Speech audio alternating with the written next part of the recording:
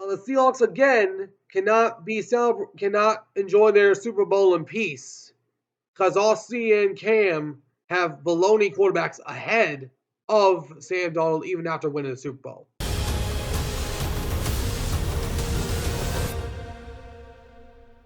It's football time. Alrighty, let's go and welcome back to the All Round Sports Podcast, Sports Analyst channel. I'm host Antonio. Today we're talking about, of course, RC and Cam Newton. As both of these guys had, of course, the Seahawks quarterback Sam Darnold, QBs ahead of Sam, RC, of course, had these quarterbacks ahead of him, including Matt Stafford, Jalen Hurts, Brock Purdy, Caleb Williams, Baker Mayfield, Jordan Love, Dak Prescott, Jared Goff, and Jaden Daniels. While Cam Newton only had four of them, including Matt Stafford again, also having Dak Prescott, Jordan Love, and Caleb Williams. But the question is, going off the question that they had there on First Take that day, how many quarterbacks should we take ahead of Sam Darnold in the NFC? I'm going to talk about that in just a second. Before we do, if you guys enjoy this video, do me a favor, smash that like button down below, subscribe if you haven't already. For now, let's talk about the NFC. For the Seahawks, there are only two quarterbacks ahead of Sam Darnold. Only two. And that's Stafford and Jalen Hurts. No one else ahead of him. Nobody else. To RC and Cam Newton, those two have lost their dang minds. RC is a Super Bowl champion. Ryan Clark is a Super Bowl champion with the Pittsburgh Steelers. Does a Big Ben Roethlisberger. You're trying to tell me that Purdy and Dak Prescott, along with those other guys on that list, are ahead of the guy that just got done winning a Super Bowl without causing a single turnover in any of those playoff games. On top of it, the last game of the regular season where they clinched the 1 seed. You're trying to still tell me that those guys are ahead of Sam Darnold, a Super Bowl champion? Really? I mean, let me ask this question. Does Brock Purdy have a Super Bowl ring? No. Does Caleb Williams have a Super Bowl ring? I mean, he just made the playoffs for the first time this year, so let's calm down on that. Does Baker Mayfield have a Super Bowl ring? No. Does Jordan Love have a Super Bowl ring? No. Does Dak Prescott have a Super Bowl ring? Hell no. Excuse my language there, but it's true. Does Jared Goff have a Super Bowl ring? No. Does Jaden Daniels have a Super Bowl ring? No. I mean, Caleb Williams, no disrespect to Caleb Williams, because he is coming to the NFL. I believe this is only the first time we've seen him. So let's pump the brakes there. RC, I get his point of if you put those quarterbacks on this Seahawks team, they would have won the Super Bowl, except for Brock Purdy. We all know that if Brock Purdy led this team to a Super Bowl, he would have lost it. We all know that. Everyone and their grandmother knows that because Purdy had the best roster ever assembled 2 years ago and couldn't get it done. On top of it, how on earth is Jordan Love, Dak Prescott, and Baker Mayfield on that list? In what world? Because, I'm sorry, the only playoff win that Jordan Love has was as a 7th seed against the Dallas Cowboys.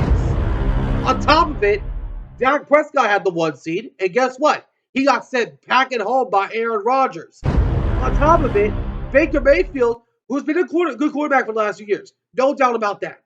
But he collapsed in the last 8 games of the last 10. They were 6-1, had control of their destiny, and lost 8 of their last 10 games. On top of it all, Dak Prescott had 3 straight 12-5 seasons and couldn't get anywhere near close to the NFC Championship game, which D-Law just did this year and, of course, won a Super Bowl a few weeks later. On top of it, Jared Goff, the only time he made the NFC Championship game, he choked away a multiple-point lead against the 49ers. And then Jaden Daniels, he was injured a lot last year. Because I get where RC's coming from, but the fact is, we weren't talking about this team before the season started in that sentence. We weren't talking about the Seattle Seahawks being the team to beat before the season even started. RC is acting like the Seattle Seahawks were the best team in the NFL before the season even started. I'm sorry, didn't the Seahawks have 6-1 odds to make the Super Bowl? Weren't they projected dead last in the division? Weren't they supposed to be 6-11, 5-12, 4-13, and all those flagrantly other wrong records that people had? Weren't they projected to be that way?